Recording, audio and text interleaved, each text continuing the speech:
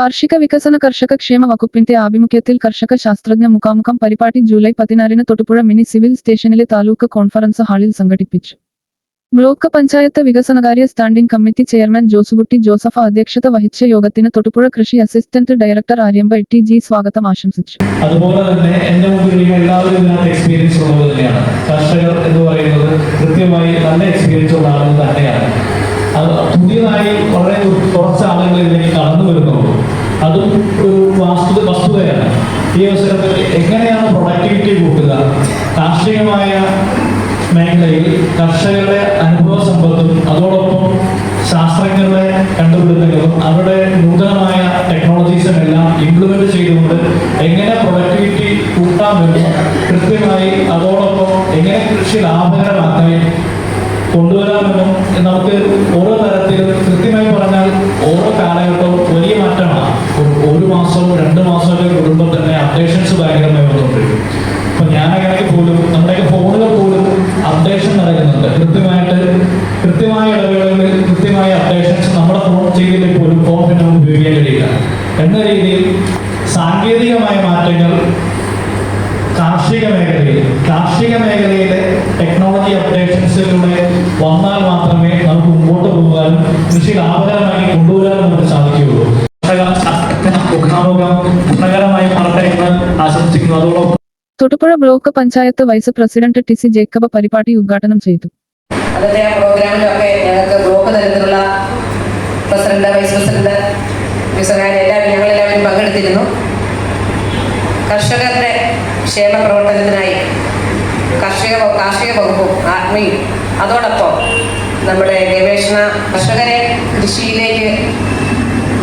ചെയ്യുന്നതിനായി ഒരുക്കുന്നതിന് ഭാഗമായിട്ടുള്ള പരിപാടികളാണ് ഇത്തരത്തിൽ സംഘടിപ്പിക്കുന്നത്.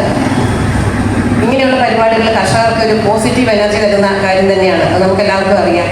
കാരണം കാർഷിക മേഖലയെ പിടിച്ചു നിർത്തുന്ന ഇതുപോലെയുള്ള സെമിനാറുകൾ വൈഭവമുള്ള ആളുകളുടെ സമ്പന്നരായ ആളുകളുടെ അനുഭവങ്ങൾ പങ്കുവയ്ക്കും.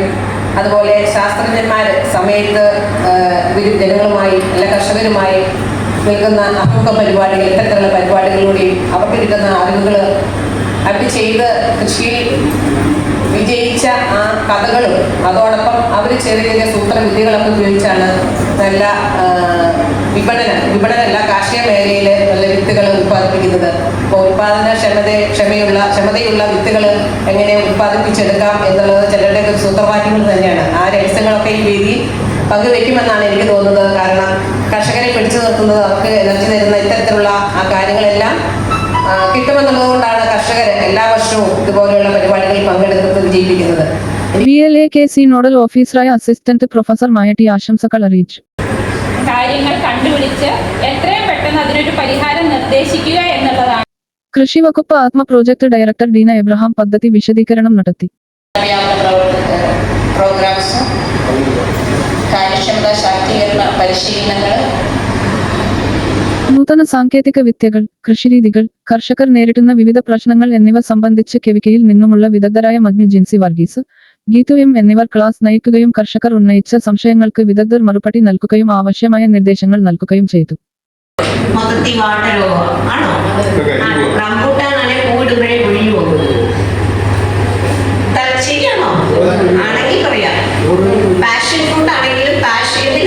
ചെറിയ പാഷൻ ഫ്രൂട്ട് നട്ടാലും പാഷൻ ഫ്രൂട്ട് ഉണ്ടാവുമ്പോഴേ പൊഴിഞ്ഞു പോകുന്നു, അല്ലെങ്കിൽ പൊള്ളയായി പോകുന്നു.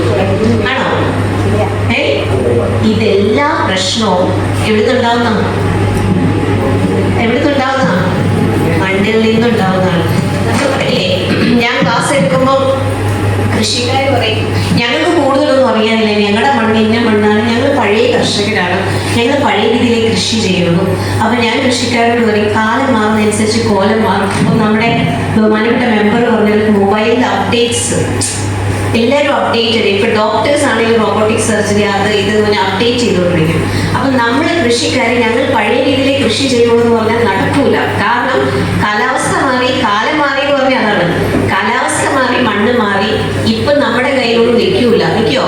ഇന്നലെ ഒരാൾ പറഞ്ഞു മേഡം എപ്പോൾ മഴ പെയ്യുമെന്ന് പറയുന്നു. എനിക്ക് പറയാൻ പറ്റുമോ?